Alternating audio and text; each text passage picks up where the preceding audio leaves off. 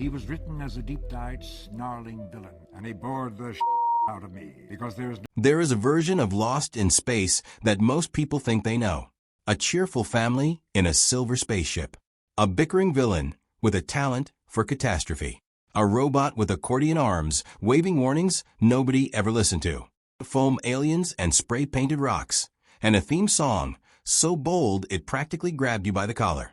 That version is real, but it is only the surface. Underneath it, there was a show defined by things its audience never saw. A creative takeover that reshaped television.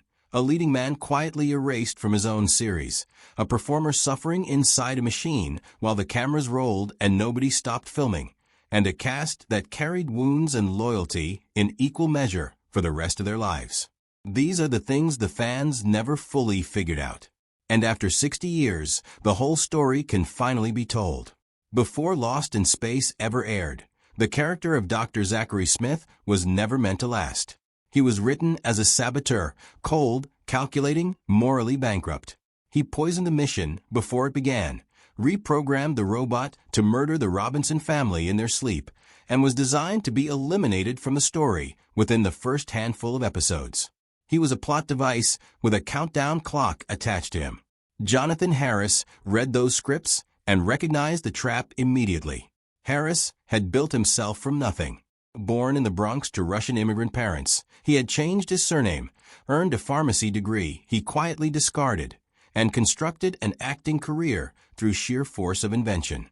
By the time Irwin Allen offered him the Lost in Space role, Harris had performed in over 100 stage productions, appeared on The Twilight Zone, and understood one fundamental truth about television. A character who disappears in 5 episodes takes your career with him. So he began rewriting. Not loudly, not with confrontations in producer offices. He would arrive on set each morning with scenes he had reworked overnight, gather the cast, and announce with cheerful authority that they would be running through the new version. Bill Mumy, who was 10 years old when filming began, watched all of this unfold and later described it with genuine admiration. Harris would restructure every scene so that every thread, no matter where it began, eventually wound its way back to Dr. Smith. The cowardice was his invention. The theatrical suffering was his invention. The elaborate cascade of insults hurled at the robot, bubble-headed booby, nickel-plated nincompoop, and dozens more, were constructed overnight in his dressing room, each one a carefully engineered weapon designed to make Smith indispensable. Harris explained his logic plainly.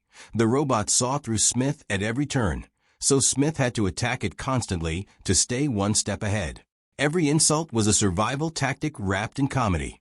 By the time producer Irwin Allen grasped the full scope of what Harris had done, fan letters were flooding in at $500 per month addressed specifically to Dr. Smith. Allen had no practical option but to lean into it. He later acknowledged publicly that Smith had not been created as a comedic character. Harris had simply decided what the character would become and executed that decision so thoroughly that nobody could reverse it. Harris went on to negotiate a special guest star credit on all 83 episodes, a billing structure reportedly unprecedented in American television at the time.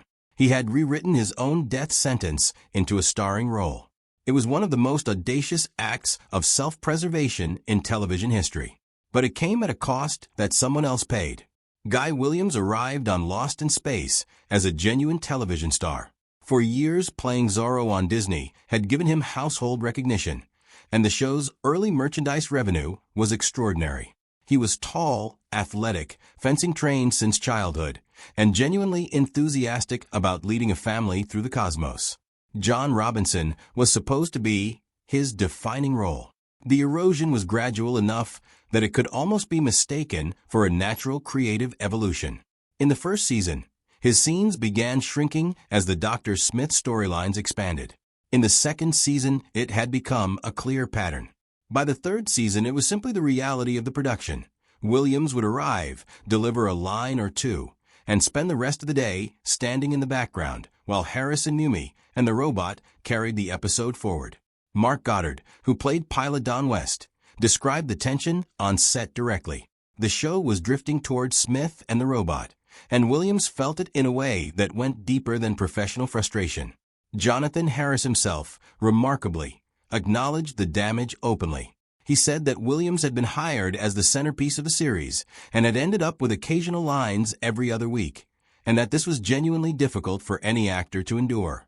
The acknowledgement was generous. The behavior that caused it never stopped.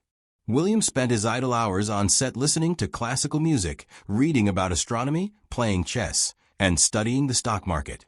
He was a man with restless intelligence and nothing adequate to apply it to. His castmates gave him the affectionate nickname the Comb, because he groomed himself meticulously between takes, a small, harmless way of channeling energy that had nowhere productive to go. After the show was canceled, Williams discovered that Hollywood had largely moved on without him. The irony was that his redemption came from the opposite side of the planet. Zorro had become a cultural institution in Argentina, and the country embraced Williams in a way that American television never had again. The government provided him with a luxury apartment overlooking a marina. He spent over 2 decades living as something close to a beloved public figure in a nation that remembered exactly who he was. He died on May 6, 1989, alone in his Buenos Aires apartment. A brain aneurysm had taken him nearly a week before anyone discovered him. He had been living alone, and the world of mobile phones and instant communication had not yet arrived. The man who was supposed to lead his family through the universe died undiscovered for days in a country that adored him, far from the industry that had slowly edged him out of his own story. Bill Mumy, who had worked alongside Williams for 3 years, said plainly that after the show ended, he never saw him again, not even once. Every child who watched Lost in Space loved the robot. It was warm in a way that machines have no business being, clumsy, loyal, protective, occasionally panicked. For 3 full seasons, the physical performance inside that suit was delivered by a man named Bob May, and for 3 full seasons, not a single episode ever showed his name in the credits. May had walked into the Lost in Space audition almost by accident, while pursuing a different job at 20th Century Fox entirely. Irwin Allen's team redirected him to try on the robot costume. The audition was ruthlessly simple. If you fit inside it, you were hired. When May climbed back out after that first session, he was bleeding from cuts left by the suit's metal interior edges. He accepted the job anyway. The suit weighed close to 200 pounds. Under production lighting, the temperature inside it climbed to levels May later compared to being sealed inside a sauna. The costume had almost no ventilation. On at least 2 documented occasions during the show's run, May lost consciousness inside it, his eyes rolling back, his body going limp. Crew members realizing something was wrong only after a delay. The production company's official response to both incidents was straightforward. There was no time in the schedule to stop filming. He was also, famously, a devoted smoker who would light cigarettes inside the costume during breaks between takes. June Lockhart recalled watching smoke drift through the robot seams and finding it quietly amusing. The story that circulated for years involves Irwin Allen arriving on set between scenes, noticing smoke rising from the apparently dormant robot, and panicking that the suit had caught fire. When he discovered it was May enjoying a quiet smoke, Allen reportedly announced that whenever a script required the robot to produce smoke, May should generate it himself. Despite creating every physical gesture that made the robot one of television's most recognizable characters, the warning wave, the extended arms, the tilted dome, May received no on-screen credit for the entire original run of the series. The practical consequences were significant: lower pay, reduced residuals, and limited recognition, as the show grew into a global phenomenon generating licensing revenue across decades. In his later years, May and his wife were living in a mobile home park in the San Fernando Valley. In 2008, the Sayre fire destroyed their home. 2 months later, May died of heart failure. What defined him in those final years was not grievance. He became one of the most beloved presences on the science fiction convention circuit, staying at signing tables until every single fan had their moment, regardless of how long it took. He said once that he would stay until the last fan was finished or the cleaning crew made him leave. The man the industry had rendered invisible chose to make absolutely certain that no fan ever felt invisible standing in front of him. Before the robot existed. Before Dr. Smith was conceived. Before a single foam alien had been constructed or a single planetary surface had been spray-painted on a studio backlit, Irwin Allen made a 60-minute film he believed was the best work of his career. The original Lost in Space pilot, titled No Place to Hide, was filmed in late 1964 at a budget of approximately $600,000, the most expensive television pilot produced in America up to that point. The cinematographer had won 3 Academy Awards. The special effects supervisor would later win 1. A writer who contributed to the project would go on to write for Star Trek. The financing came from CBS, 20th Century Fox, and 2 unlikely backers, Red Skelton and Groucho Marx. The story was completely serious. A family launches toward Alpha Centauri, gets knocked off course, and lands on a hostile alien world where they must survive using intelligence and cooperation. There was no villain. There was no comedy. There was no robot. The Robinson parents held doctorates. The children were prodigies. In one scene, young Will Robinson sat beside a campfire and sang Greensleeves. It played like a film intended for theaters. CBS executives watched it and immediately bought the series, and then handed Allen a list of requirements. They wanted a recurring antagonist to generate weekly conflict. They wanted a robot. They wanted the tone lightened. Allen suggested Ming the Merciless as the villain. His story editor pushed for something closer to Long John Silver. The compromise that emerged was Dr. Zachary Smith. The ship was redesigned, and the original pilot was locked in a vault. Approximately 80% of that footage was eventually cut up and inserted into the show's first 5 episodes, with Smith and the robot written as having conveniently remained behind at the ship in each of those scenes, explaining their absence from footage that predated their existence by nearly a year. 2 details from that period rarely get the attention they deserve.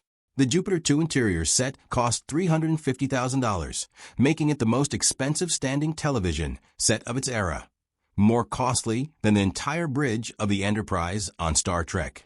And the show's unforgettable theme music was composed by a 24-year-old named Johnny Williams, who would later become John Williams and write the scores for Star Wars, Jaws, Schindler's List, and Indiana Jones. The serious vision was replaced with something the network believed it could sell. For 2 seasons, they were right. But the people on that set always knew what had been traded away. The cancellation of Lost in Space arrived the way much of the industry's cruelty arrives, without ceremony or explanation. CBS announced the end on February 19, 1968, after producer Irwin Allen refused to accept a 15% budget reduction for a 4th season. The cast discovered it through newspaper notices and telephone calls from agents.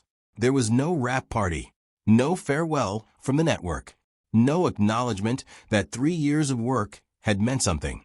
The Robinson family was left stranded on a distant planet, mid-story, with no ending and no rescue. The actors went home not knowing it was the last time. What happened in the decades that followed tells a more honest story than the industry preferred. Mark Goddard removed the show from his professional resume when he appeared on Broadway, and eventually left entertainment to become a special education teacher in Massachusetts, working with children who needed him in ways that ratings could never measure.